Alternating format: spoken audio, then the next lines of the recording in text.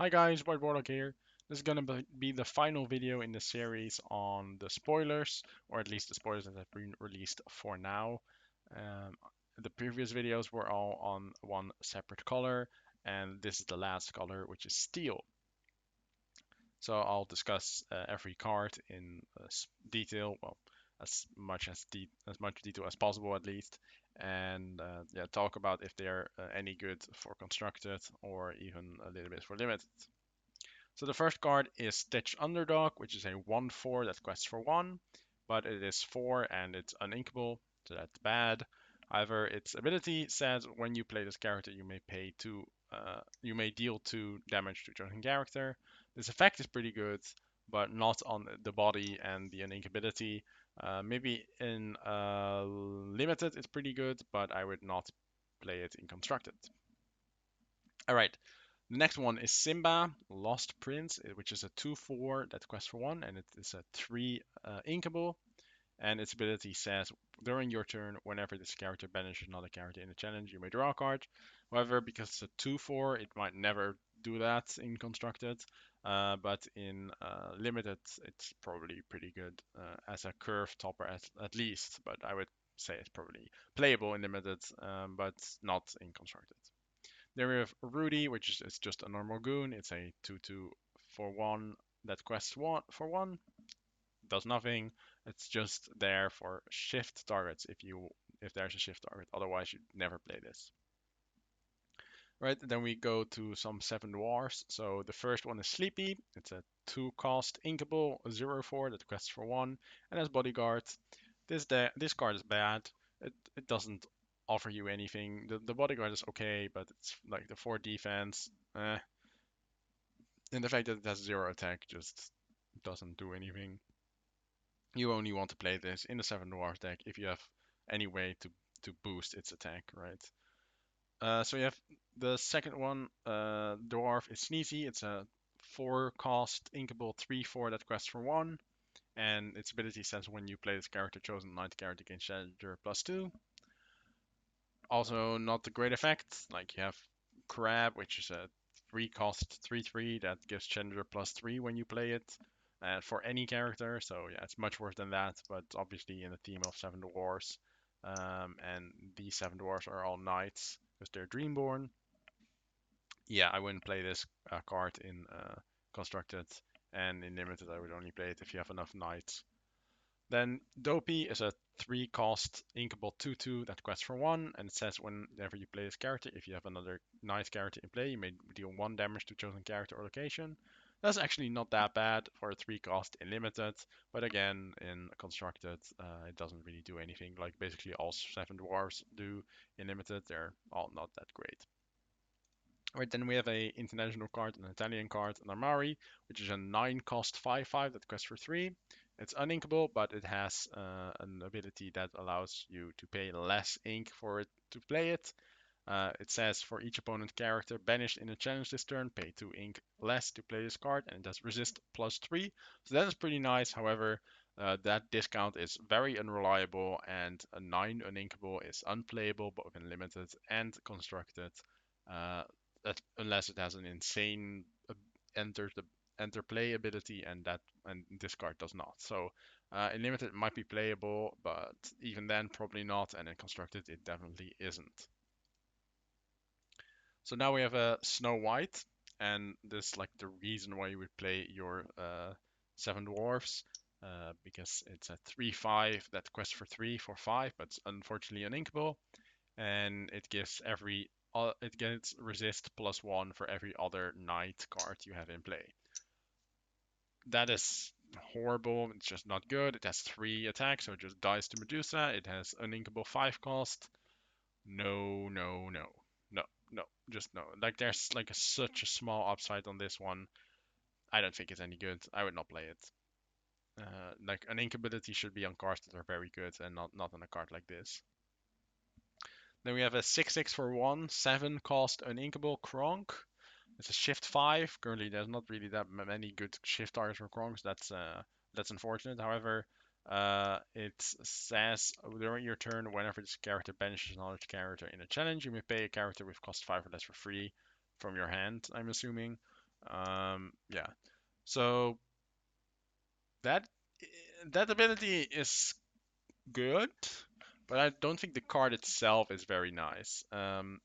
Like you need it to have good shift targets, and even then it's shift 5, and it's 7 an inkable, 7 an inkable. So I don't like it, but it has some use. So I would not play it.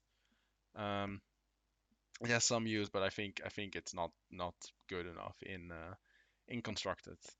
But it's definitely good the good limited card. Even then, like 7. Well, actually, 7 and inkable is not that great in limited as well. So it might not be amazing in limited, but the ability is pretty good, and it's a 6/6. So that always does harm in limited. Right, we have another 7 dwarf, Grumpy. It's a 3/1 for 1 for 3 that quests for 1 and it's inkable. It has two abilities. It has evasive on your turn, and when a one of your knights is at a location, which could be itself because it's a knight, then it gains resist +2. Uh, wow, yeah, okay, boring, nice, not relevant. I would say this card is not good. Um, I don't like any of these 7 dwarfs cards. Unfortunately, they are just as bad as they were in the previous set, but in the previous set we at least had Doc, right? And Doc was really good in that set. Or what's it, set 2 maybe even? Yeah, set 2 it was. Okay. Then we have a Pete. It's a German card, and it's a 1/3 that quests for 1, and it's an inkable 3 cost, and it says reveal the top card of your deck. If it's a character named Pete, you may play it for free. Well, that's way too situational for a card name that doesn't have many good cards. The best card is the one you'll see next, or late or a little bit later, and that card is also a 3 cost, so you don't need to play it for free anyways. Yeah, this card is just horrible. The card's only good later on if Pete's are insanely broken for high cost cards, and you really need this to get them out of their like out of your deck, on the top of your deck, and you have a good ability to stack your deck with Pete's. But yeah, right now completely unplayable, not good. Don't play it. Next card is Seigneur Hector. This is the French version, obviously, but yeah, it's a 7, an inkable 7/10 that costs for 3.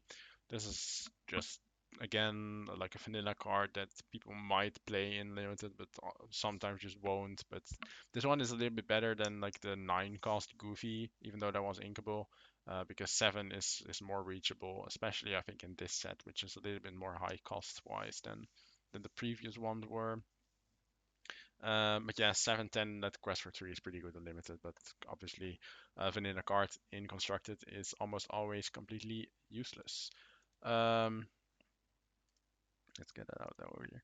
All right, we have a 4 cost 3/4 dwarf, which is named Bashful, and it quests for 1. It's inkable, and it says where you have a character named Snow White in play, it gains bodyguard.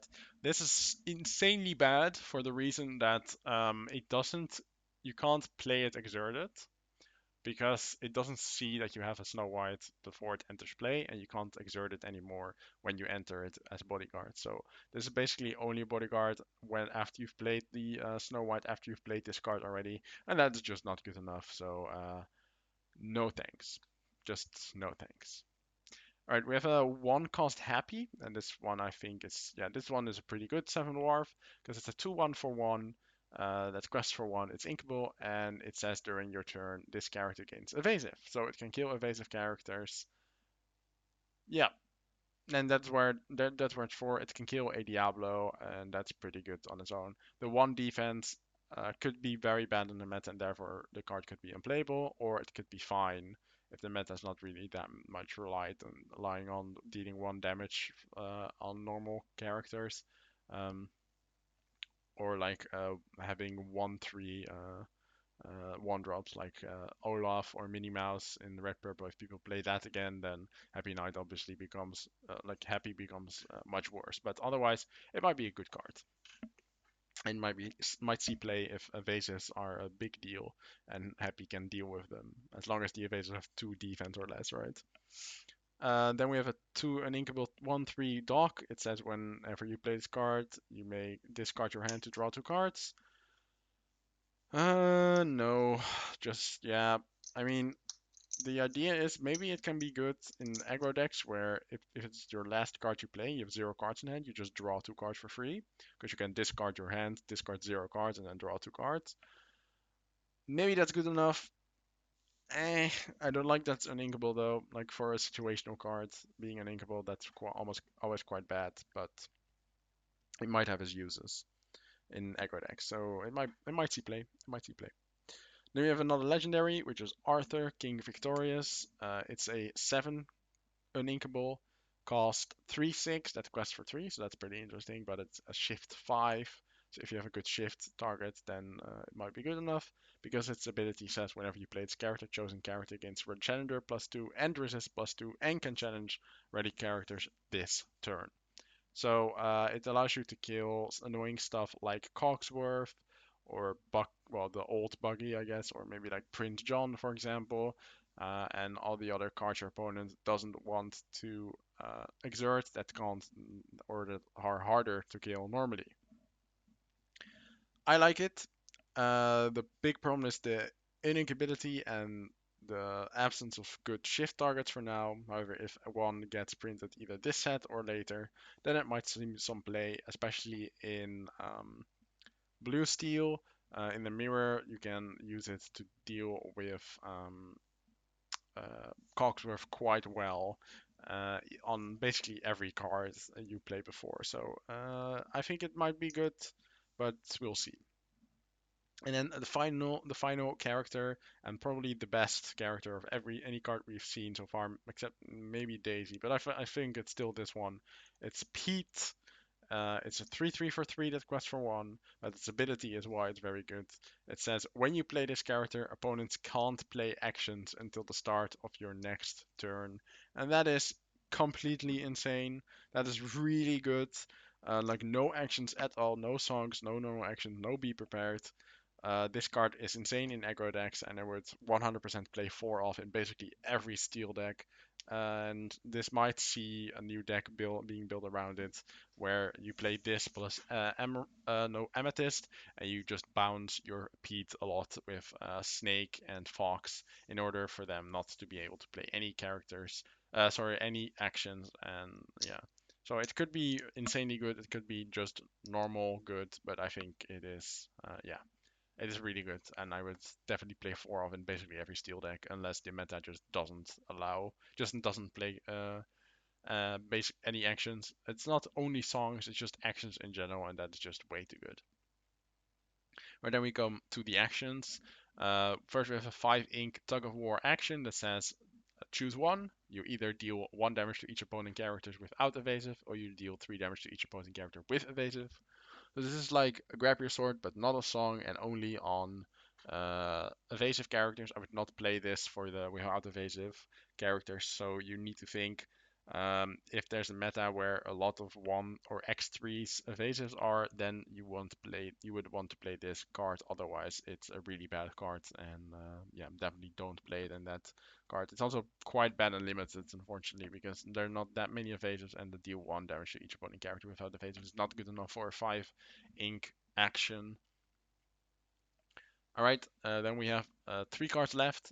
First, we have a song, 3 cost song, which says chosen character can't challenge during the next turn. Draw a card. This card is not good. It's just bad. Like it's just a bad cantrip with an effect that's not that great. Like sometimes you can have use from it, but yeah, this is not it. We don't want to play this card. It's just no. Then we have a last item. We have the Steel Chromicon. It's a 6 ink uninkable card, and it says exerted the 1 damage to chosen character. This is possibly like one of the worst items ever in this game. This item just sucks so much. Like 6 uninkable for an effect like this. No, thank you. Maybe like 3 uninkable. Maybe something like that. That would be good. But no, not even close. Horrible. Don't play this ever. Not in limited. Not in constructed. Never. Don't do it. All right. Final card. It's a location. It is a villain support center or Badanon. It is from Wreck-It Ralph, and it's a 2/7. So 2 to move there, 7 defense for 3 and inkable. and it gains 1 lore. And the ability is filling characters gain, exert this character, pay 3 ink, and play a character with the same name as this character for free. Well, here, this might be relevant in like a villain-focused deck where you have a lot of Hades characters. Otherwise, I think this card is bad. Especially, yeah, in like cards like in deck in limited, it's horrible, obviously. Um, and I would say in on basically every constructed deck, it's completely unusable, and a villain deck will just probably never be good any good, and this deck definitely won't bring it up to the meta. All right, those are all the cards. The other cards remaining are the 2 promos and the Enchanted, which is a pretty nice one. I really enjoyed this Enchanted, but yeah, those were all the cards. Thank you guys for watching this video and the previous ones. If you haven't seen the previous ones on the other colors, please do so. Thank you guys. Yeah, thank you guys for watching, and I will be back later. Not today, but on a later date with videos on green steel, perhaps, or other videos as well. If you haven't watched my channel update, you can watch that and you can see what you can expect from me in the coming weeks and month. All right, thank you guys. I'll see you guys later.